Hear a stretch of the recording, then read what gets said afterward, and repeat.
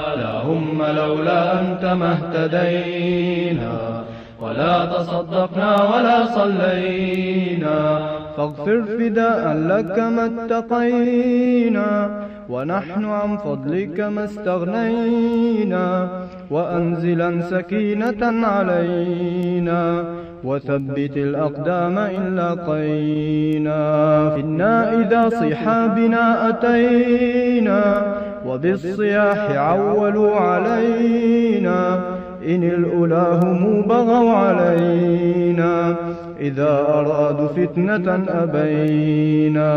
هم لولا أنت ما اهتدينا ولا تصدقنا ولا صلينا.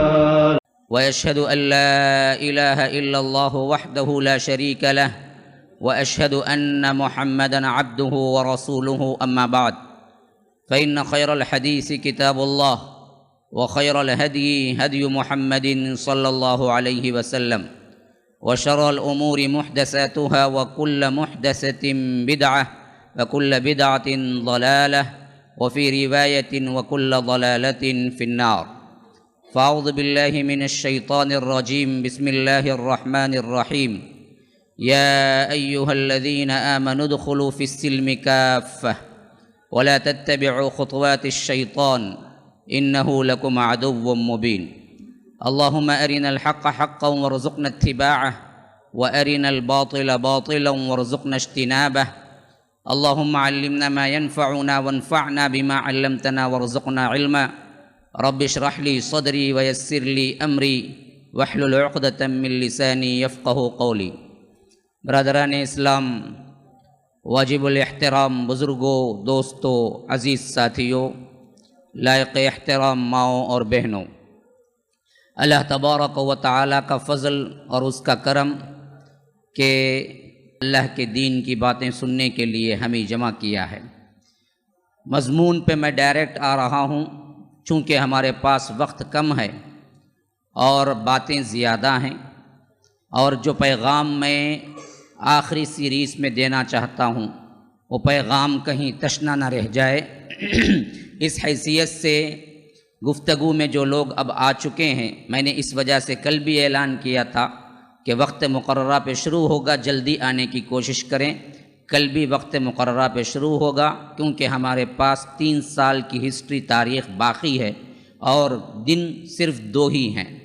اس حیثیت سے ہم نے جب دیکھا کہ 27واں سال خلافت راشدہ کا اور اس پر 7واں سال ہجرت کے حساب سے، تو اس کے اندر سب سے اہم بات جو نمایاں ہو کے سامنے آئی وہ یہ تھی کہ حضرت علی رضی اللہ عنہ جب دیکھا کہ حضرت معاویہ رضی اللہ عنہ قصاص عثمان کا نام لے کے کھڑے ہوئے ہیں اور اس معاملے میں بیعت نہیں ہو رہی ہے، خلافت متفقہ نہیں ہو رہی ہے، بلکہ رسول صلی اللہ علیہ وسلم کے بعد امت کا شیرازہ جو بکھرا، اس کو حد درجہ کسی نہ کسی طرح جمع کرنے کے لیے حضرت علی کی کوشش رہی، جس حیثیت سے بلوائیوں نے، سبائیوں نے، خاص کر فتنہ پردازوں نے، اور انہوں نے جن کو اسلام کا مجتمع رہنا، متحد رہنا پسند نہیں تھا، وہ حضرت عثمان کی شہادت کے بعد تو بالفعل کام میں اتر گئے تھے، فیلڈ میں اتر گئے تھے۔ رہا وہ لوگ جو پہلے سے ہی سازشیں کر رہے تھے، وہ تو یہودی طبقہ تھا جو کبھی چین سے نہیں بیٹھا، جب اللہ کے رسول صلی اللہ علیہ وسلم تھے اس وقت بھی قتل کی سازشیں کیا تھا۔ تو غرض کہ حضرت علی رضی اللہ عنہ کا سب سے بڑا مسئلہ یہ تھا کہ ان لوگوں کے پاس جنہوں نے ان کو خلافت کے لیے مجبور کیا اور آگے چل کر ان کا ساتھ دینے کا نعرہ لگائے، شیعہ نے علی کہلائے، محبت کے نعرے لگائے، لیکن اصل تھے نافرمان یہی بدبخت، ہمیشہ حضرت علی کو دھوکہ دیا ہے۔ اور دوسری طرف معاملہ یہ تھا کہ حضرت معاویہ رضی اللہ عنہ اللہ کے فضل و کرم سے وہ بھی بہت بڑے صحابی تھے، کاتب وحی تھے، اللہ کے رسول صلی اللہ علیہ وسلم کے حدیث کے مطابق جنت کی بشارت پائے ہوئے تھے، اور عربوں کے سب سے زیادہ عقل و فہم والے تھے، ان سرداروں میں سے تھے۔ لیکن پھر بھی یہاں پر بھی فتنہ پردازوں نے اپنا کام کیا جو کرنا تھا، اس حیثیت سے دونوں کے درمیان ایک جنگ سی ٹھن گئی تھی، جس کی وجہ سے صفین کا معرکہ پیش آیا۔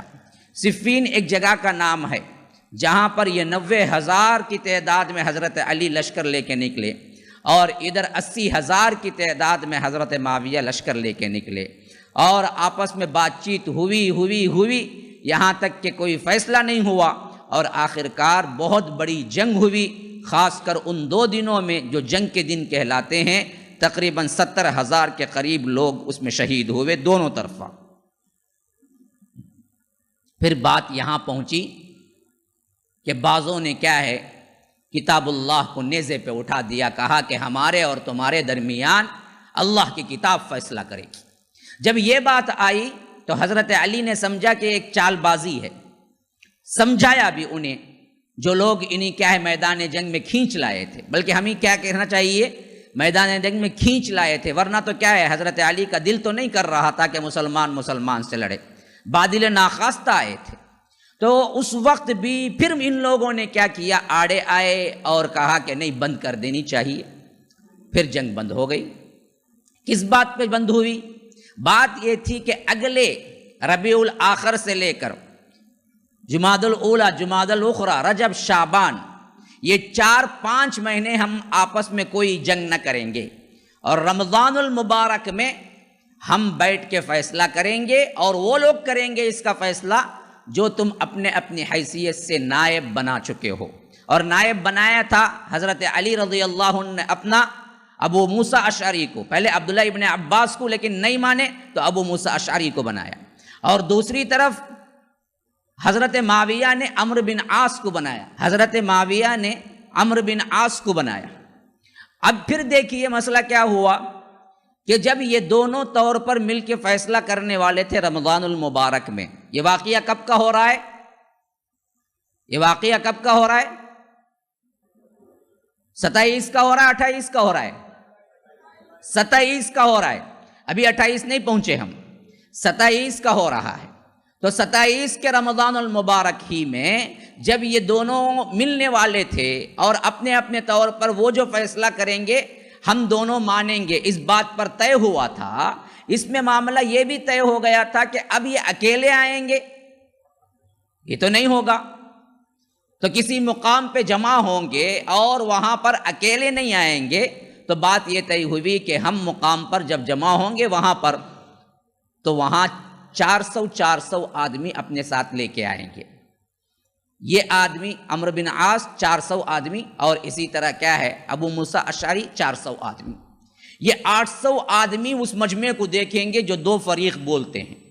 پھر اس کے بعد جو فریق بولتے ہیں یہ 800 آدمی گواہ بنیں گے، پھر یہ چیز خلیفے تک پہنچائی جائے گی، اس بات پر معاملہ طے ہو جائے گا۔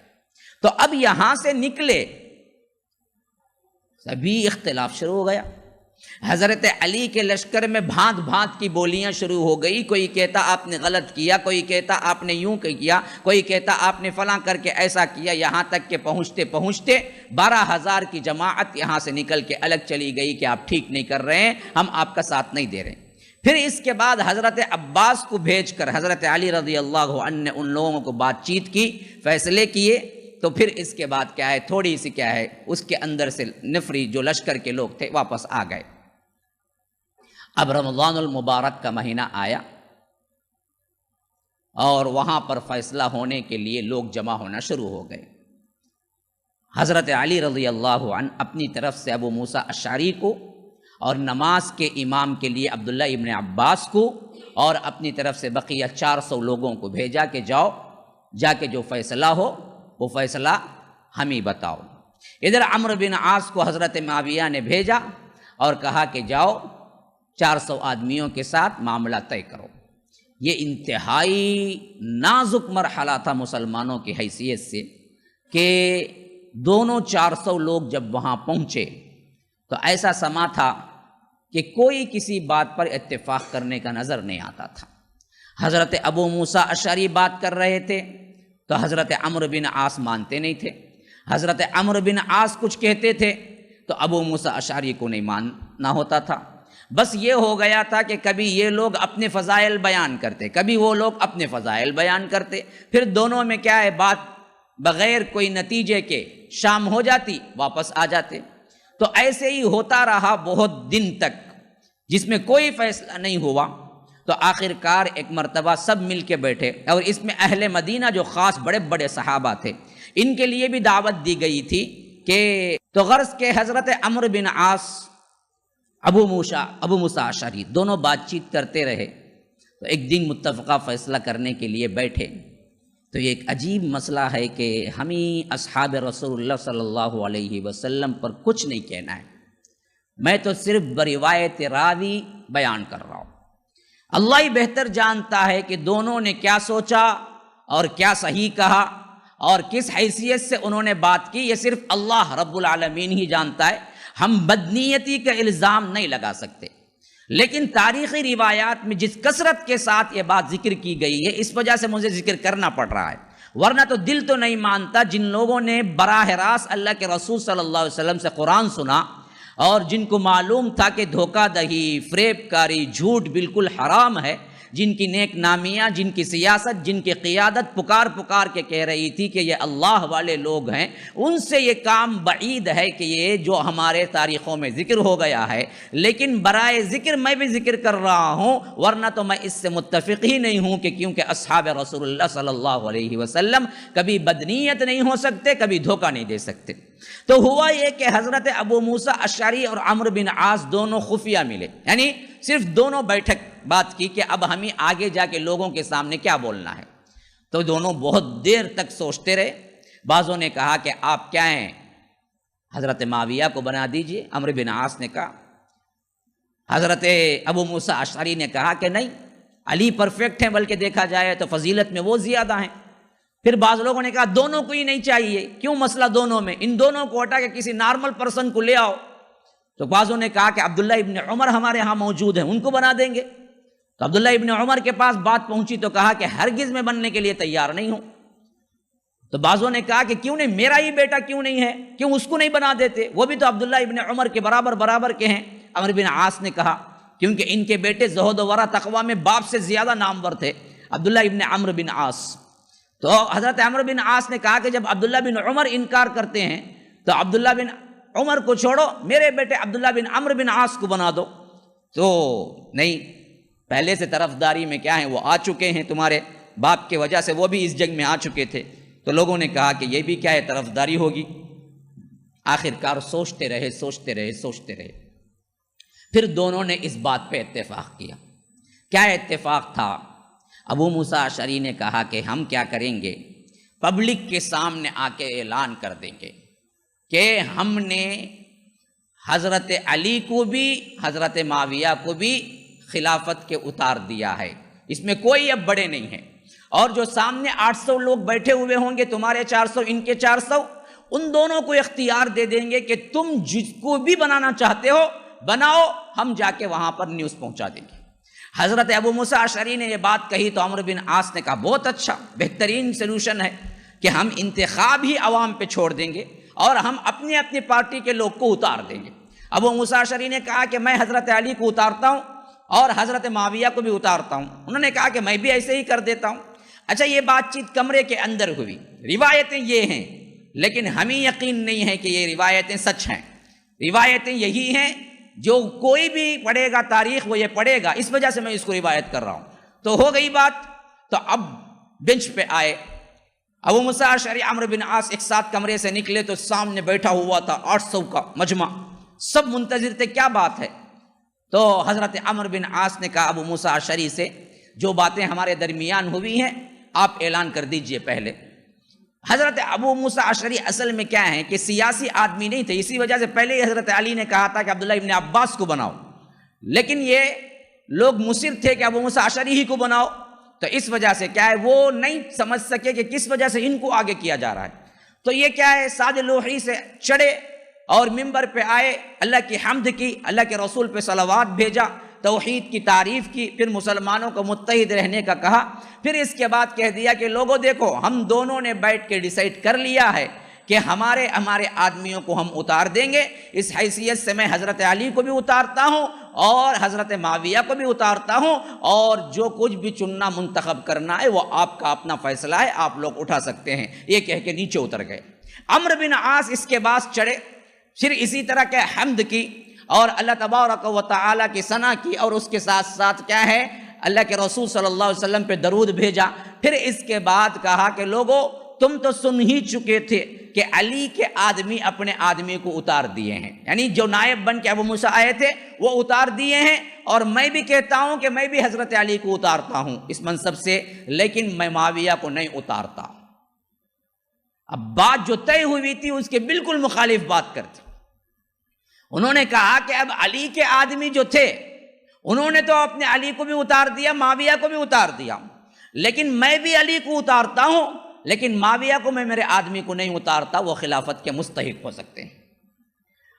اب ابو موسیٰ اشعری حیرت میں رہ گئے کہ بولیں تو کیا بولیں، کیونکہ ان دونوں کے درمیان بات ہوئی تھی کہ دونوں اپنے اپنے آدمیوں کو اتار دیں گے، لیکن یہاں پر حضرت ابو موسیٰ اشعری نے تو دونوں کو اتار دیا، لیکن امیر معاویہ کی طرف سے جو آئے تھے نائب بن کے، انہوں نے کہہ دیا کہ میں صرف ایک کو اتارتا ہوں اور امیر معاویہ کو باقی رکھتا ہوں، اور یہ کہہ کے اسٹیج سے اتر گئے۔ تو 800 کا مجمع پریشان ہو گیا کہ کون دھوکہ کھایا، کون صحیح کہہ رہا ہے، کون غلط کہہ رہا ہے۔ اب ابو موسیٰ اشعری چیختے رہے کہ نہیں، یہ بات پہلے سے انہوں نے طے کی تھی کہ یہ بھی یہی کہیں گے، میں بھی یہی کہوں گا، لیکن پتہ نہیں عمرو بن عاص کیوں بات بدل گئے۔ تو لوگ ماننے والے نہیں تھے، لوگ کہنے لگے کہ آپ دراصل کیا، یا تو فریب کھا گئے یا تو آپ غلط بول گئے، اور آپ کو کیا اختیار ملتا کہ آپ حضرت علی کو اتاریں۔ اب اس معاملے میں اتنی ہنگامہ آرائی ہوئی کہ کوئی بھی نتیجے کے طور پر حل نہ نکلا، اور لوگ کیا ہیں، ان کو کوستے ہوئے چلے گئے واپس، یہاں پھر شام کے لوگ واپس چلے گئے۔ اب اس حد تک حضرت عمرو بن عاص جیسی شخصیت جن کے بارے میں ہم پڑھ چکے ہیں حضرت عمر کے دور خلافت وغیرہ میں اچھی طرح کہ یہی ہے فاتح مصر، یہ وہ ہیں جن کے دم سے قیصر و کسریٰ کانپتے تھے، اور حضرت عمر نے اعتبار کر کے پورا مصر دیا تھا، عقل مند تھے، اور اللہ کے رسول کے پاس رغبت سے آ کے اسلام قبول کیے۔ اللہ کے رسول نے انہی سرداری پہ برقرار رکھا، صحبت اختیار کی، اللہ کے رسول کے قرب اختیار کیے۔ اب اتنا سب کچھ ایک طرف ہوتے ہوئے، کلام اللہ کی ہزاروں آیتیں اصحاب رسول اللہ کی مدح میں ہوتے ہوئے، کبھی کہا کہ اولئک هم الصادقون، کبھی کہا کہ اولئک هم الراشدون، کبھی کہا کہ یہی لوگ اصل مومن ہیں، کبھی کہا کہ یہی لوگ سچے ہیں، کبھی کہا کہ یہی لوگ ہدایت یافتہ ہیں، کبھی کہا کہ انہی لوگوں کی پیروی سے تمہیں جنت ملے گی۔ لا خیر فی کثیر من نجواہم الا من امر بصدقۃ او معروف او اصلاح بین الناس۔ اسی طرح اللہ تبارک و تعالی نے فرمایا السابقون الاولون من المہاجرین والانصار والذین اتبعوہم، بے شمار آیات ہیں جن کو اللہ تبارک و تعالی اصحاب رسول اللہ کو سچا، پکا، مومن اور مسلم اور اس کے ساتھ محسن، ان تمام الفاظ سے نوازا ہے۔ تو اب ایک طرف یہ روایتیں ملتی ہیں کہ عمرو بن عاص نے ایک بات اندر کی، ایک بات باہر کر دی۔ اب اللہ ہی اس میں بہتر جانتا ہے کہ اصل کس فلاح اور بہبودی کے لیے عمرو بن عاص نے ایک بات کہی، کس نیت سے انہوں نے کہی، لیکن یہ بات کہی، یہ تاریخ میں ثابت ہے کہ اندر جو بات ہوئی وہ بات باہر آ کے عمرو بن عاص نے نہیں کہی۔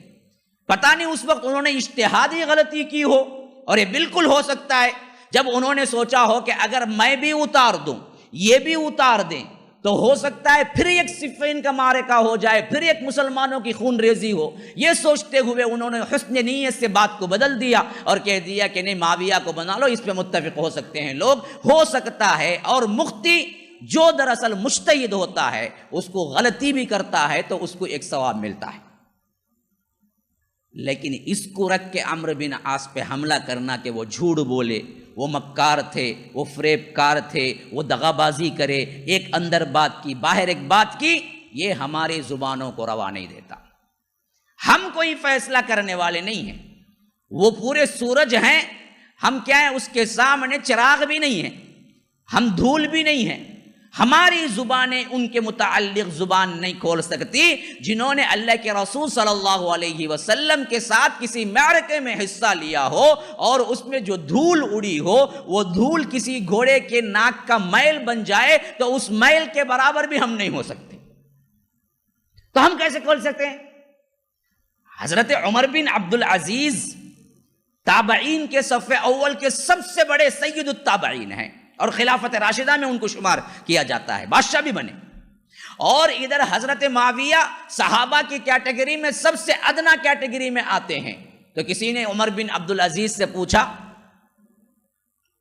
یا روایتوں میں آتا ہے کہ عبداللہ ابن مبارک جو امیر المؤمنین فی الحدیث تھے، ان سے پوچھا کہ معاویہ معزز ہیں یا عمر بن عبدالعزیز؟ عمر بن عبدالعزیز صف اول کے تابعی میں سب سے ٹاپ پوزیشن پہ، اور حضرت معاویہ صحابہ کی پوزیشن پہ سب سے آخری میں. تو یہ پوچھنے والا بھی بڑا ذہین تھا. اس نے پوچھا کہ یہ آخری جو صحابی والے پوزیشن پہ ہیں یہ بڑے ہیں، یا اول نمبر پہ تابعین پہ جو آنے والے ہیں عمر بن عبدالعزیز وہ بڑے ہیں؟ تو عبداللہ ابن مبارک نے جواب دیا، کیا بات پوچھتے ہو بیوقوف؟ اگر معاویہ نے اللہ کے رسول صلی اللہ علیہ وسلم کے کسی جنگ میں شرکت کی ہو اور گھوڑے نے دھول اڑایا ہو اور وہ دھول جا کے کسی گھوڑے کا ناک کا میل بن گیا ہو، اس میل کے برابر بھی عمر بن عبدالعزیز نہیں ہو سکتے. عمر بن عبدالعزیز نہیں ہو سکتے تو ہم کہاں ہو سکتے ہیں؟ تو یاد رکھیے یہاں روایتیں متفق ہیں کہ جو بات ہوئی اس بات کے بالکل برخلاف حضرت عمرو بن عاص نے کہا. طبری میں موجود ہے، ابن اسیر میں موجود ہے، ابن کثیر میں موجود ہے، الکامل میں موجود ہے، سب روایتیں متفق ہیں کہ یہ ہوا. لیکن بدنیتی کا الزام یا لفظ مکار، لفظ دھوکے باز، لفظ کوئی بھی جو اہانت آمیز ہے، ہم وہ لفظ استعمال کر ہی نہیں سکتے کیونکہ وہ اصحاب رسول اللہ صلی اللہ علیہ وسلم. اب کوئی بدبخت پوچھ سکتا ہے تو پھر کیوں جی تم دوہری پالیسی اختیار کرتے ہو؟ صحابی جو کرے معاف ہے، غیر صحابی جو کرے اس پر لعن طعن ہے. ہاں ہم واقعتاً سپورٹ کرتے ہیں اندھا صحابہ. کیوں؟ اگر ہم اس کو سپورٹ نہ کریں گے تو پھر تو قرآن مشکوک ہو جائے گا، حدیث بھی مشکوک ہو جائے گی، پھر تو اسلام ہی مشکوک ہو جائے گا. کیونکہ اسلام تمہیں دراصل کیا ہے؟ کعبۃ اللہ پہ لٹکا ہوا قرآن تو نہیں ملا نا. حدیث تمہیں کیا ہے؟ جمع ہو کے بخاری مسلم تو نہیں آ گئی نا. پہلے روایت کرنے والے کون ہیں؟ صحابی. جب محدثین نے یہ اصول باندھا کہ صحابی جھوٹ نہیں بول سکتا، تبھی صحابی کا روایت کرنے والی جب روایت آئی تو انہوں نے بلا کسی بات کے تردد کے اس روایت کو بخاری کے اندر شامل کیا، تبھی تو بخاری بنی. اگر تم کہہ دو کہ یہ جھوٹے ہیں پھر تو بخاری مشکوک ہو گئی. اچھا قرآن کو آپ کہیں گے یہ تو نہیں، یہ بھی تو روایتوں ہی سے آیا، یہی قرآن ہے. یہ کس نے کہا؟ جو دو اٹوں کے درمیان سورہ فاتحہ سے ناس تک ہم پڑھتے ہیں. اس کے عینی شاہدین بھی تو صحابہ ہی تھے. انہوں نے ہی کہا کہ یہ قرآن یوں یوں ہے، اس آیت کے بعد یہ ہے. اگر آپ صحابہ کو متہم کریں گے جھوٹ سے پھر تو قرآن بھی مشکوک ہو گیا. پھر تو کہہ سکتے ہو کہ تم بھائی جس نے کیا ہے دنیا کے لیے جھوٹ بولا، پتہ نہیں قرآن میں بھی کیا ایڈ کر دیا. تو اسلام ہی کمزور ہو جائے گا. یہی چیز ہے اصل میں شیعوں اور خارجیوں کی کہ ان کا اسلام ہی کمزور ہو جائے. اب اس بات کو آپ ایسے سمجھیں، کوئی انسان آ کے آپ سے کہتا ہے کہ تم ولد الزنا تو نہیں ہو، زنا کی اولاد تو نہیں ہو، لیکن تیرے باپ نے جب شادی کی اور جو گواہیں ہیں نا میں ان کو مانتا ہوں کہ وہ پورے جھوٹے ہیں، تو بات ایک ہی نہ ہوئی. بات ایک ہی نہ ہوئی. آپ یوں کہیں کسی انسان سے تو حرامی بچہ تو نہیں ہے، ہاں شادی ہوئی سنا ہوں، لیکن شادی کے وقت جو گواہان موجود تھے نا میں ان کو گواہ دینے کے قابل نہیں سمجھتا، وہ پورے پکے جھوٹے تھے. پتہ نہیں تیری شادی ہوئی ہے یا نہیں تیرے باپ کی، اس وجہ سے تو حرامی ہے، لیکن ڈائریکٹ حرامی تو نہیں کہتا. لیکن تیرے باپ کی شادی میں جو گواہ تھے وہ گواہ بالکل برابر نہیں ہے، جھوٹے ہیں، تو حرامی کہنے کے برابر ہوا نہیں ہوا؟ ہوا نا. بعینی وہی بات ہو گئی جب ہم متہم کریں گے کہ عمرو بن عاص جھوٹے فریب کار ہیں، معاویہ کیا ہے دین کے لیے نہیں دنیا کے لیے لڑتے رہے، یہ فلاں خواہش کیے، تو پھر تو معلوم پہلے اسلام کے گواہان جھوٹے نکلے تو پھر اسلام بھی جھوٹا نکلا.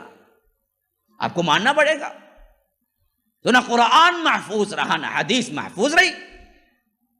آپ کہہ دیں گے کہ عمرو بن عاص کی جتنی روایتیں نکالو، بخاری میں کتنی روایتیں ہیں عمرو بن عاص کی؟ تو اس سے معلوم ہوتا ہے مسلمانوں یہ سازش تھی بعد والوں کی. ہاں اس وقت انہوں نے کہا، لیکن کس مصلحت سے کہا؟ ہم بدنیتی کا الزام نہیں دے سکتے کہ انہوں نے کیا ہے بدنیتی سے کام کیا، ہرگز نہیں دے سکتے. یہ کہہ سکتے ہیں کہ پتہ نہیں انہوں نے یہ سوچ سکتے تھے کہ اب ہی لوگ لڑ لڑ کے پریشان ہو کے پھر متفق ہوئے ہیں، اگر ہم دونوں کو اتار دیں گے تو پھر ایک بہت بڑی لڑائی کیوں نہ آ جائے، اس حیثیت سے کوئی بہت بڑا فتنہ اٹھ سکتا ہے. تو انہوں نے کہا کہ اب کیا ہے، حضرت علی کو تو یہ اتار ہی چکے ہیں، میں حضرت معاویہ کو مقرر کرتا ہوں. اچھا خیر، اس بات کو اچھی طرح نوٹ کر لیجئے. ہوا، لیکن ہم زبانوں سے کچھ بھی بدنیتی کا الزام نہیں رکھ سکتے. رکھیں گے یہ ان پہ نہیں ہے، کتاب اللہ سنت رسول اللہ پہ ہے، وہی مشکوک ہو جائے گا اور تمہارا ایمان بھی خود مشکوک ہو جائے گا. یہ بات بھی سمجھ لو. اچھا، تو یہ لوگ واپس پلٹے. شام والے جب پلٹے عمرو بن عاص کے ساتھ 400 لوگ، وہ جیسے ہی شام میں داخل ہوئے، متفق بھی تھے، اتحاد بھی تھا، امیر کی بات ماننے کا جذبہ بھی تھا. تو یہ لوگ کیا کیے، سیدھے گئے اور حضرت امیر معاویہ کو خلافت کا سلام کیا، السلام علیک یا امیر المؤمنین. سیدھے سیدھے اسی وقت انہوں نے خلیفہ. اب تک جنگ کیا تھی؟ خلیفے کی مدعی پر، خلیفے کے ادعا پر نہیں تھا، خلیفے کے مسئلے پہ جنگ نہیں تھی. مسئلہ یہ تھا کہ جو عثمان رضی اللہ عنہ کو قتل کیے ہیں ان کو حوالے کرو. لیکن جیسے ہی یہ ہوا، تحکیم کا واقعہ کہتے ہیں اس کو، جیسے ہی یہ لوگ واپس پلٹے، حضرت معاویہ کو ڈائریکٹ خلیفۃ المسلمین بنا دیا اور سلام بھی ایسے کیا کہ آپ خلیفہ ہو گئے، آپ امیر المؤمنین ہو گئے، خوشخبری ہے. یہ اس وجہ سے ہوا، حضرت معاویہ کی طرفدار جتنے لوگ تھے ان میں کھوٹ زیادہ نہیں تھا، ایک سوئی سی اتحاد تھا، اور اس کے ساتھ ساتھ امیر کا حکم مانتے تھے. حضرت علی کو جو لوگ ملے وہ غدار تھے، سبائی تھے زیادہ تر، اور دل سے حضرت علی کی اطاعت نہیں کرتے تھے. اس وجہ سے ہم دیکھتے ہیں تاریخ میں حضرت علی کمزور ہوتے جا رہے ہیں. اب یہ لوگ جب پلٹے نا، یہ 400 لوگ گالیاں دے کے، ایک دوسرے پہ نیزے مار کے، ایک دوسرے پر وار کر کے اس حالت میں پہنچے کہ کوئی حضرت علی کو گالی دے رہا تھا، کوئی ابو موسیٰ اشعری کو گالی دے رہا تھا، کبھی فلاں کہہ رہا تھا، فلاں کہہ رہا تھا، یہاں تک کہ قریب پہنچتے پہنچتے حضرت علی کے پاس پہنچے تو کہا کہ آپ نے یہ مقرر کر کے اتنا بڑا کام کیا ہے کہ آپ کافر ہو گئے. حضرت علی نے کہا بدبختو کس کے بارے میں بات کر رہے ہو؟ اس کام کو مجبور کرنے والے کون ہیں؟ میں ہوں یا تم؟ تمہارے کہنے پر ہی میں نے کیا کیا تھا، جنگ روکی تھی. کہا کہ چلو جی مان لیتے ہم بھی کافر ہو گئے. جس کو کفر اسلام کی کوئی اہمیت ہی نہیں ہے وہ جب چاہے اپنے آپ کو کافر بول لے گا. جس کو اہمیت ہے ایمان جیسی دولت کا، وہ کیوں اپنے آپ کو کبھی بھی کافر بولے گا؟ تو ان بدبختوں نے کہا کہ چلو ہم بھی مان لیتے ہیں کہ اس وقت ہم بھی کافر ہو گئے تھے، لیکن آج ہم کلمہ پڑھ کے مسلمان ہو جاتے ہیں. اب مسلمان ہو گئے، تم بھی کیا ہے کفر سے توبہ کرو، کلمہ پڑھ کے مسلمان ہو. حضرت علی نے کہا کیا بے وقوفی کی باتیں کرتے ہو؟ اللہ نے مجھے پہلے اسلام قبول کرنے والوں میں بنایا، اور میں نے اللہ کے رسول صلی اللہ علیہ وسلم کے ساتھ جہاد کیا، اللہ کے رسول صلی اللہ علیہ وسلم کی تربیت میں رہا، اسلام کو جانا پہچانا، پڑھا، علم سیکھا، اور میں اپنے آپ کو کافر قرار دے لوں؟ کہا کہ اگر آپ توبہ کر کے پھر مسلمان نہیں ہوتے تو ہم آپ کے پیچھے نماز پڑھنا بھی صحیح نہیں سمجھتے، ہم اپنا الگ گروپ بنا کے جاتے. اب یہاں سے دوسرا فساد شروع ہوا، دوسرا بڑا فساد شروع ہوا. بلکہ اب مجبور ہو گئے حضرت علی کہ پہلے ان کو تحکیم کے مسئلے کو سمجھائیں. اب تقریباً 2-3 مہینہ، جبکہ کیا ہے 28 خلافت راشدہ شروع ہونے تک حضرت علی نے اپنی خلافت میں کوفے کی مسجد میں سیدھے اسی پر خطبے دیے، اسی کو سمجھایا لوگوں یہ چیز کفر نہیں ہے اور یہ لوگ غلط فہمی میں مبتلا ہے. تو آخر کار بہت سے لوگوں کو بات سمجھ آئی، تب کہیں جا کے اتفاق ہوا. تو حضرت علی جو نکل کے چلے گئے تھے، ان لوگوں نے کیا کیا، الگ پہلے سوچا کسی ریاست میں جا کے مل کے رہ جائیں گے، لیکن پھر سوچا کہ ہمارے علاوہ آج کون ہی مسلمان ہے، کوئی بھی مسلمان ہی نہیں ہے، تو کس کے پاس جا کے رہیں گے؟ کیسے جب گمراہی آتی ہے تو کیسے آتی ہے دیکھ لیجیے. کبھی کبھی ایسے ہی فسادی کیا ہے، نوجوانوں میں آج کیا ہے فساد کر رہے ہیں، یا ایسے ہی کیا ہے کہتے ہیں کہ پوری دنیا کافر ہے جی، سب بک گئے. کیا بولتے؟ سب بک گئے. بھائی سعودی علماء بکے ہوئے ہیں جی. ارے وہ فلاں، ارے وہ گورنمنٹ کی طرف کا ہے جی، ارے وہ گروپ ہے، ارے وہ پیسے کے لالچی ہے جی. اچھا بھائی کون ٹھیک ہے؟ ہمیں ایک ہی ٹھیک ہے، 4 جنے، تو 4 جنے کی جنت ہے بس. جنت اتنی چھوٹی ہو گئی کہ اب صرف 4 جنے کو جنت ملے گی. ہاں سب کو قرار دیتے ہیں سب غلط، سب غلطی. صحیح پکا سچا کون مانتے ہیں؟ وہ ہمیں جو ہجری کیلنڈر کو فالو کر کو عید مناتے ہیں. ہمیں بالکل سیدھے ہی انہیں بولتا نہیں ہمیں آنکھ کو کیا ہے، اس سے بھی 1 دن پہلے منا لیں گے، ہمیں اس سے سیدھے ہی 25ویں کو منا لیتا کہتے ہیں انہیں عید منا لیں گے، ہمیں کیا کریں گے. لیکن یہ چیز دراصل نکلی کہاں سے؟ یہ یاد رکھ لو، یہ خوارج ہیں یا تو شیعہ یا تو منافق ہیں یا تو سبائی، جو پہلے کہنے والے لگے کہ ہم میں سوائے کوئی ہمارے مسلمان نہیں ہے، سب کافر. اب یہ کہہ کہ وہ لوگ کیا کیے، اپنے ہی آپ میں ایک سردار بنائے، ایک کو امام بنائے. یہ ایک بہت بڑے میدان میں جہاں جو نہروان کہلاتا تھا وہاں جا کے بیٹھ گئے. اب کئی کو خاموش بیٹھتے، فتنے والے کب تک خاموش بیٹھے، یہ کئی کو خاموش بیٹھتے، یہ بھی نہیں بیٹھے. اب بیٹھ کے کہا کہ بھائی ہمارے علاوہ کوئی مسلمان ہی نہیں ہے، تو پھر ان لوگوں کو پاس لحاظ کیا کرنا. جو مسلمان وہاں سے گزرتا پکڑ کے پوچھتے علی کافر ہے نہیں ہے؟ نہیں جی کیسے کافر ہو سکتے، صحابی ہیں جی، چلو مارو قتل کرو اس کو. اب غنڈہ گری شروع کرتی ہے. اب مسافر ڈرنے لگے، امن خطرے میں پڑ گیا. حضرت علی کو جب یہ خبریں آتی تھی تو حضرت علی نکلتے تھے، کبھی کبھی انہیں نصیحت کرتے تھے، کبھی کیا ہے رج توبیخ کرتے تھے، کبھی انہیں سمجھاتے تھے. لیکن یہ کیا ہے، کتے کی دم تیڑی کی تیڑی کہتے ہوتے، کتا وقت بھی سیدھے 2 بنڈے بھی رکھ ڈالو 1 گھنٹہ پھر اٹھا تیڑی ہو جائیں گے انہیں. وہ تیڑی کی تیڑی تیڑ نہیں جاتا ان کے اندر سے. یہی ہوا. آخر میں بات وہاں تک پہنچ گئی کہ آپ نے سنا ہوگا بہت بڑے صحابی خباب بن ارت، سنا ہے نا، حضرت عمر کے اسلام لانے کا بھی سبب بنے، اور اس وقت حضرت فاطمہ کو اور حضرت سعید ابن زید کو قرآن پڑھا رہے تھے گھر کے اندر. بہت بڑے صحابی ہیں. حضرت بلال کسی کیفیت تھے کہ اسلام لانے کے لیے پاداش میں انہیں بہت تکلیفیں دی گئی. ان کے بیٹے تھے عبداللہ بن خباب بن ارت. وہ جب وہاں سے گزرے کسی کام سے اپنے بیوی بچوں کے ساتھ، تو معلوم ہوا کہ یہ صحابی کے بیٹے ہیں اور یہ بھی صحابی ہیں، تو پکڑ لیا ان کی.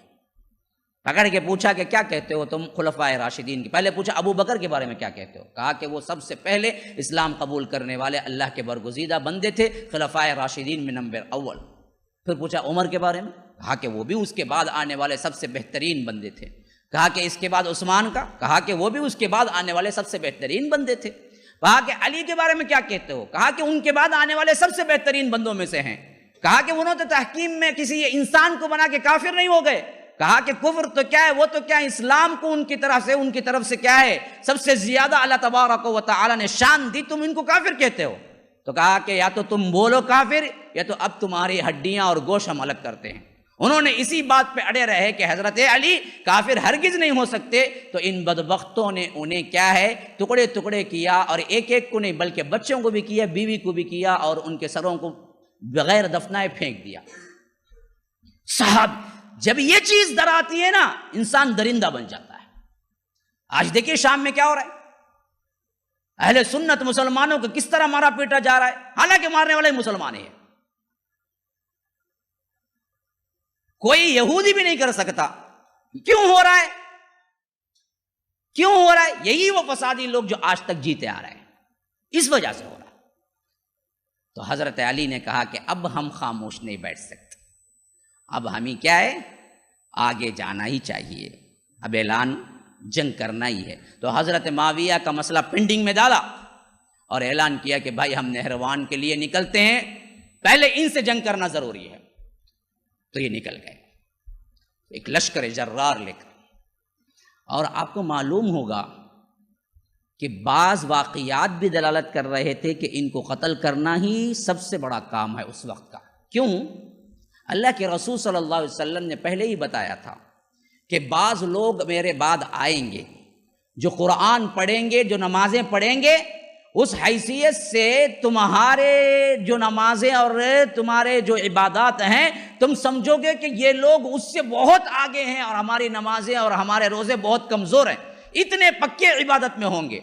ان کی نماز دیکھ کے تم اپنی نماز کو حقیر جانو گے، ان کی عبادتیں، ان کے تہجد اور ان کا قرآن پڑھنا دیکھ کر اپنے آپ کو تم سمجھو گے میں اتنی عبادت نہیں کر سکتا، لیکن وہ قرآن پڑھیں گے، ان کے حلق کے نیچے قرآن نہیں اترے گا، پڑھنے والے ہی ہوں گے، اور ان کے ایمان کا حال یہ ہوگا کہ جس طرح کمان سے تیر نکل جاتا ہے اسی طرح ان کے دل سے اللہ تعالیٰ ایمان نکال چکے ہوں گے۔ دیکھنے کے مسلمان ہوں گے، بس قاری ہوں گے، قرہ ہوں گے، تہجد گزار ہوں گے، لیکن اصل فتنہ باز وہی ہوں گے۔ اور کہا کہ اگر میں ان کو پالوں، عاد و سمود کو اللہ نے جس طرح قتل کیا اس طرح میں ان کو قتل کروں گا۔ پھر فرمایا کہ جو صحابہ ان کو پالیں ان سے جنگ کریں، اور بتا دیا کہ اس میں ایک سردار بھی ہوگا بدبخت جس کا مونڈا کیا ہے، کٹا ہوا ہوگا، بازو ابھرا ہوا ہوگا، اور وہ نشانی ہے وہی اس کا سرغنہ ہے، اگر کسی کو ملے تو اس کو قتل کر دو۔ اب حضرت علی نے جب آ کر ریسرچ کی تو معلوم ہوا یہی وہ تھا جو اس کے اندر نہروان کے جنگ میں موجود ہے، خوارجوں کے اندر موجود ہے وہ شخص۔ اچھا یہ بات بھی کہاں سے شروع ہوئی وہ بھی سمجھ لیں اچھی طرح۔ جعرانہ ایک جگہ کا نام ہے، اللہ کے رسول صلی اللہ علیہ وسلم مکہ فتح کرنے کے بعد طائف فتح کیے، اور اس کے بعد کیا ہے چھوٹے موٹے فتوحات ہوئے، مال غنیمت بڑے کثرت سے آیا، خاص کر طائف کے غزوے میں۔ تو اللہ کے رسول نے جعرانہ ایک مقام ہے وہاں کھڑے ہو کے سب کو جتنی چاندی آئی تھی سب کو کھڑے ہو کے تقسیم کر رہے تھے۔ اللہ کے رسول تو کچھ رکھتے نہیں، جب تقسیم کر رہے تھے تو ایک شخص چاندی لے لیا، تقسیم میں ہاتھ پھیلایا، لے لیا، لینے کے بعد بولا اللہ کے رسول انصاف کیجئے۔ کیا بولا؟ اللہ کے رسول کو ریمارک کر کے کہا کہ اللہ کے رسول اعدل یا محمد صلی اللہ علیہ وسلم، نعوذ باللہ۔ اللہ کے رسول کو بولا کہ انصاف سے کام لیجئے۔ اللہ کے رسول صلی اللہ علیہ وسلم نے بدبخت میں نہ انصاف کروں تو پھر کون انصاف کر سکتا ہے؟ زمین والے مجھے نہیں، آسمان والے بھی مجھے امین مانتے ہیں، تو میرے لیے کہہ رہا ہے تو ہلاک برباد ہو، تو میرے لیے کہہ رہا ہے کہ میں انصاف کروں؟ اگر میں نہیں کرا تو پھر کون کر سکتا ہے؟ حضرت محمد رسول اللہ صلی اللہ علیہ وسلم چہرہ تغیر ہو گیا، متغیر ہو گیا۔ حضرت عمر دیکھ رہے تھے، انہوں نے کہا کہ اللہ کے رسول حکم دیجئے اس منافق کی گردن اڑا دو۔ کہا کہ نہیں، اس کو چھوڑ دو، لوگ کہیں گے محمد اپنے ہی اصحاب کو قتل کر دیتا ہے۔ اللہ کے رسول جانتے تھے یہ منافق ہے، واجب القتل ہے، لیکن صرف اس وجہ سے چھوڑ دیا کہ لوگ باتیں بنائیں گے کہ محمد تو اپنے ہی صحابیوں کو قتل کر دیتا ہے، تو کہا کہ اس کو چھوڑ دو۔ جب یہ چلا گیا تو اللہ کے رسول صلی اللہ علیہ وسلم نے فرمایا کہ اس کے پیچھے پیچھے اس کی نسلوں میں سے ایک جماعت نکلے گی جو قرآن پڑھے گی لیکن قرآن حلق سے نہیں اترے گا، اور جو عبادتیں کریں گی وہ عبادتیں ان کی دل کی نہیں ہوں گی، اور ایمان ان کے دلوں سے ایسے نکل چکا ہوگا جیسے کمان سے تیر نکل گیا۔ اگر تم ان کو پالو تو وہ عاد و سمود کی طرح ان کو قتل کر دو۔ اسی کی نسل سے آئے ہوئے خوارج تھے جن کو اللہ کے رسول صلی اللہ علیہ وسلم کے عدل میں بھی عیب نظر آتا تھا۔ تو یاد رکھ لو، جو لوگ امت کے بڑے ہیں، امت کے صلحاء ہیں، امت کے لیے کام کرتے ہیں، امت کے اندر اصلاح کی کوشش کرتے ہیں، اگر ان میں بھی کسی کو کیڑے نظر آئیں تو یاد رکھو وہ دراصل تمہارے آنکھوں کی خامی ہے، ان کے اندر کوئی دوش نہیں ہے۔ اور سب سے پہلے بے باک ہو کہ جو لفظ جو چیز اختیار کرے گا وہ منافقین کا ہوگا، مسلمانوں کا نہیں ہوگا۔ مسلمانوں کا خیر خواہ ہوگا تو وہ بولے گا کہ اتنے بڑے امام کا، اتنے بڑے رتبے والے کا ہم کیا نہیں کریں گے، یوں عوام میں تذلیل نہیں کریں گے۔ اگر وہ خواہش مند ہوگا بھی تو پرسنل جا کے مل کے بات کرے گا۔ یہ اصلاح ہے۔ آج ہمارے ہاں کیا ہوتا ہے، کسی دلی بغض، کسی دلی حسد کی وجہ سے کسی امام سے یا کسی اچھے انسان سے بغض ہو گیا، ہم ڈھنڈورا مارتے پیٹتے پھرتے ہیں، فلاں دیکھے گا جی کیا کیا نام چلنے کو تھا، دیکھیں اندر سے کیا نکلا۔ اگر تو خیر خواہ ہوتا، اندر سے اگر نکلتا بھی 100% صحیح، تب بھی تو اس کے پاس جا کے مسئلے کا حل لے لیتا، اپنی زبان کو خاموش رکھتا، کیونکہ اس کے تحت بہت سے اچھے لوگ مسلمان ہوئے اور اچھے بنے ہیں۔ یہ انسانوں کی اصل صحیح لوگوں کی کارروائی ہے۔ اس کے بجائے اس کو ڈھنڈورا پیٹ کے اور امت میں تفرقہ ڈالنا، یہ سبائیوں کے فرقے کا کام ہے، جو کہ آج تک ہم میں کر رہے ہیں بہت سے لوگ۔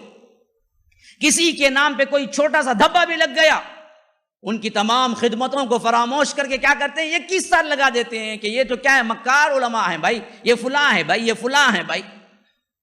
انہی کاموں میں سب سے بڑھ کے پہلے آنے والا خوارج کا فرقہ تھا، جس نے حضرت علی جیسی شخصیت پر الزام لگایا کہ یہ کافر ہو گئے، اور ساتھ میں یہ الزام لگایا کہ یہ کیا ہیں، جاہ نسب حسب کے لیے، صرف اپنے آپ کے لیے لڑ رہے ہیں۔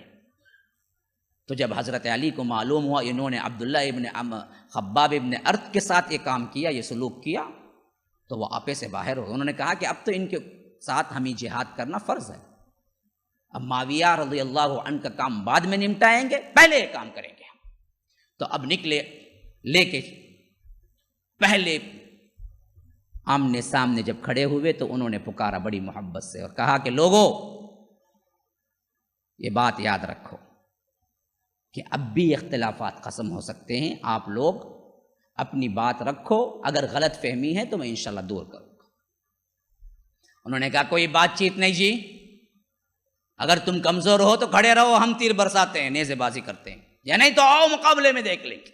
انہوں نے کہا کہ خیر جو اختلافات ہیں وہ اختلافات رہنے دو، کم از کم جو کچھ تم نے عبداللہ ابن خباب ابن ارت کے ساتھ کیا ہے اس کے لیے معافی مانگو اور ان کے لاشوں کو ہمارے حوالے کرو، ہم عزت کے ساتھ دفنا دیتے ہیں۔ کہا کہ یہ سب ہم نہیں کر سکتے۔ تب کہیں جا کے حضرت عمر نے، حضرت علی نے ہاتھ اٹھایا، حکم دیا کہ عام حملہ کیا جائے۔ نہروان کی گھمسان کی لڑائی ہوئی، اور حتیٰ کہ اللہ نے اس میں ایسی فتح دی کہ صرف کہا جاتا ہے کہ 7 آدمی تھے یا 9 آدمی تھے جو بچ کے نکلے، بقیہ سب کے سب ختم ہو گئے، حتیٰ کہ خوارجین کا فرقہ ہی ختم ہو گیا۔ یہ 7 یا 9 آدمی تھے جو بھاگ کے کہیں جا کے چھپ گئے، جو ہاتھ نہیں آئے، لیکن یہ 7-9 آدمی سے پھر جو ان کی نسلیں چلی تو یہ 7 نہیں، 7 لاکھ نہیں، 7 کروڑ نہیں، اب تک امت مسلمہ کو پھرا رہے ہیں اندر سے۔ یہ بات بھی یاد رکھ لیجیے، اگر اللہ تبارک و تعالی وہیں اس 7 میں کسی کو نہ چھوڑتا اور ختم ہو جاتے تو بہت سے ہمارے اندر کے تفریقے ختم ہو جاتے، حتیٰ کہ حضرت علی کی شہادت بھی نہیں ہوتی۔ کیوں؟ انہی 7 یا 9 میں کا ایک تھا جو بدبخت نے حضرت علی کو نیزہ مارا بعد میں، اور پلاننگ کی کعبۃ اللہ میں بیٹھ کے، حرم میں۔ دیکھو، جب ایمان زائل ہو جاتا ہے، دلوں میں تفرقہ پڑ جاتا ہے، تو نہ کسی جگہ کی حرمت باقی رہتی ہے، نہ کسی شخص کی حرمت باقی رہتی ہے، نہ اسلام کی حرمت باقی رہتی ہے، نہ ایمان کی حرمت باقی رہتی ہے۔ اس بدبخت نے حضرت علی کو قتل کرنے کا منصوبہ کہاں بنایا؟ حرم کے اندر بیٹھ کے بنایا، اور پورے پلاننگ کے ساتھ پہنچا کوفہ اور حضرت علی کو قتل کیا، انہی 9 لوگوں میں سے جو 9 لوگ اس روز بھاگ گئے تھے خوارجین میں سے۔ تو اس معاملے میں کبھی اپنے ذہن کو ٹیڑھا نہ کرنا، ہمیشہ یاد رکھنا کہ جو چیز اسلاف کے ساتھ منقول ہے، جو بات وہ کہتے ہیں، خواہ تمہاری سمجھ میں اس وقت تمہارے علم کی کمی کی وجہ سے سمجھ نہ آئے، لیکن تمہیں مان لینا اور اس پر قائم رہنا یہ تمہارے لیے اچھا ہے، کیونکہ اگر تم اپنے ذہن سے سوچنے لگو گے تو آخرکار ذلت اور رسوائی اور گمراہی میں جا پڑو گے۔ تو یہاں یہ کام نہروان کی جنگ ختم ہوئی، حضرت علی رضی اللہ عنہ ریٹرن آئے اپنے۔ اچھا، اس میں ایک بات یاد رکھ لیجئے، میں نے حضرت عمر کے بارے میں جب ذکر کیا تو ان کے عدل و انصاف کے بارے میں ذکر کیا، حضرت ابو بکر کے بارے میں ذکر کیا تو ان کی سلطنت کی کیفیت ذکر کیا، میں نے حضرت عثمان کے بارے میں ذکر کیا تو اس وقت کے کیسے کیسے نمونے عدل و انصاف کے ذکر کیا۔ آپ سوچتے ہوں گے حضرت علی تو کیا صرف جنگ ہی کرتے رہے، کیا عدل و انصاف کے کوئی واقعات نہیں ہیں، یا آ کر وہ سلطنت نہیں چلی؟ ہرگز نہیں، ایسے واقعات بھی آئے ساتھ میں، لیکن ان واقعات میں یہ واقعات بہت اہمیت اختیار کر گئے، جس وجہ سے زیادہ تر یہ نقل ہوتا ہے، ورنہ تو عدل و انصاف کا نمونہ وہی تھا جو حضرت عمر اور حضرت ابو بکر کے صدیق میں ہو رہا تھا۔ اسی وجہ سے ہم حضرت علی کو خلفائے راشدین کے اندر شمار کرتے ہیں۔ وہی عدل، وہی انصاف، وہی میانہ روی، اپنے آپ کو وہی قناعت پسندی کی زندگی گزارنا جو کہ اس سے پہلے کے 2 خلفاء کا اور 3 خلفاء کا معمول رہا تھا۔ حضرت علی نے کوفے کے اندر خود رہے تھے، لیکن قاضی ایک تابعی کو بنایا تھا، قاضی ابو شریح، ان کا نام تھا قاضی ابو شریح۔ تھے تابعی، کوفے کے قاضی تھے، صحابہ رضوان اللہ علیہم اجمعین کو دیکھے تھے، اللہ کے رسول کے وفات کے بعد پیدا ہوئے تھے، صحابی نہیں تھے۔ تو ایسے میں حضرت علی کا ایک مسئلہ خود ان کے ہاں پیش آتا ہے عدل۔ یہ سب ہونے کے باوجود بھی انہوں نے جس زندگی اور جس طرز پر سلطنت کی وہ وہی تھی جو حضرت عمر اور حضرت ابو بکر کی تھی۔ اس واقعے سے اندازہ لگاؤ۔ ہوا یہ کہ ایک مرتبہ حضرت علی رضی اللہ عنہ کی جو زرہ تھی وہ دراصل گم ہو گئی۔ اب جب گم ہو گئی تو کچھ دن بعد بازار میں دیکھ رہے تھے کہ ایک یہودی اس کو کھڑا بیچ رہا ہے، قیمت لگا رہا ہے۔ حضرت علی نے جیسے ہی لیا، ادھر ادھر پلٹایا، جان لیے کہ یہ میری یہ نشانیاں بھی دکھ گئی۔ انہوں نے کہا کہ یہ تو میری ہے بدبخت، تو بیچ رہا ہے؟ کہا کہ کیا جی کوئی پروف ہے تمہاری ہے؟ یہ میرے ہاتھ میں ہے، میری ہے، میں بیچ رہا ہوں۔ حضرت علی نے کہا چلو قاضی کے پاس۔ قاضی کون تھے؟ تابعی ابو شریح، خلیفہ وقت آ رہا۔ اب خلیفہ وقت کھڑا ہوا ہے قاضی کے سامنے، ادھر ایک یہودی کھڑا ہوا ہے، دونوں کے ساتھ یکساں سلوک ہو رہا ہے۔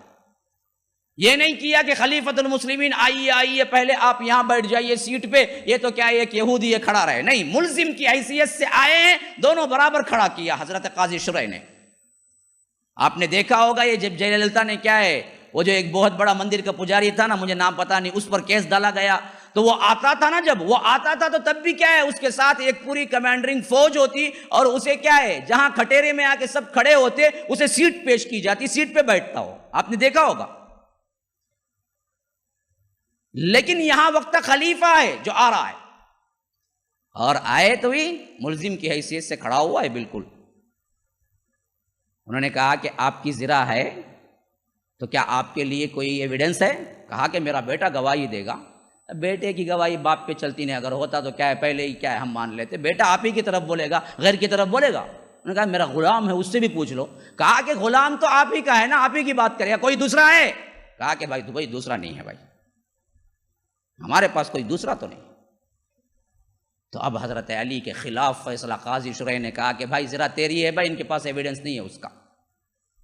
اب یہودی یہ دیکھا تو حیران رہ گیا کہ خلیفہ وقت کو یہ دراصل خلاف فیصلہ ایک تابعی وہ بھی سنا رہا ہے، اور خلیفہ وقت اٹھ کے خوشخبری کے طور پر کہا کہ آپ نے بالکل عدل کا فیصلہ کیا، میں ایسے ہی قاضی کو چاہتا ہوں، گلے لگا لیا۔ ہمیں ہوتے تو کیا بولتے، کیا رے میٹ بٹھایا مجھے چھنکیاں دکھاتا ہے، دیکھے تو کیا کہ میرے بارے میں بولنا تھا سو کیا کی بولتا ہے، نہیں، خوش ہو گئے حضرت علی، گلے لگا لیا، کہا کہ ایسے ہی قاضی میں چاہتا ہوں۔ پھر اس کے بعد جب یہ عدل دیکھا تو وہ یہودی رو پڑا، کہا کہ واقعتاً میں نے ہی چرائی تھی ان سے، یہ انہی کی ہے، میں آج اس عدل کو دیکھ کے مسلمان ہونے کا اعلان کرتا ہوں۔ عدل و انصاف کے واقعات جمع کریں تو جس طرح حضرت عمر کے ہیں اس سے زیادہ نکل آئیں گے۔ سلطنت اسی نہج پہ چل رہی تھی، بس چند بلوائیوں نے، فسادیوں نے شر انگیز فتنے کھڑے کیے جس کی وجہ سے معاملات پیش آئے، ورنہ خلافت راشدہ اسی نہج پہ چل رہی تھی جس نہج پہ کیا ہے حضرت عمر اور حضرت ابو بکر اور حضرت عثمان کے دور میں چل رہی تھی۔ میرے بھائیوں، یہ سب سے اہم واقعہ تھا 28 بسپر 8 ہجری کا 28 ہجری کا 28 خلافت راشدہ کے سال کا۔ انشاءاللہ کل ایک دن باقی ہے میرے پاس جس میں وہ 29 اور 30 دونوں ذکر کروں گا، اور اس کے اہم واقعات۔ ادا وباللہ التوفیق، صلی اللہ وسلم علی نبینا محمد، سبحانک اللہم وبحمدک، اشہد ان لا الہ الا انت، استغفرک واتوب الیک۔ اللهم لولا أنت ما اهتدينا ولا تصدقنا ولا صلينا، فاغفر فداء لك ما اتقينا، ونحن عن فضلك ما استغنينا، وأنزلا سكينة علينا، وثبت الأقدام إن لاقينا، إنا إذا صحابنا أتينا، وبالصياح عولوا علينا، إن الأولى هم بغوا علينا، إذا أرادوا فتنة أبينا. هم لولا أنت ما اهتدينا ولا تصدقنا ولا صلينا.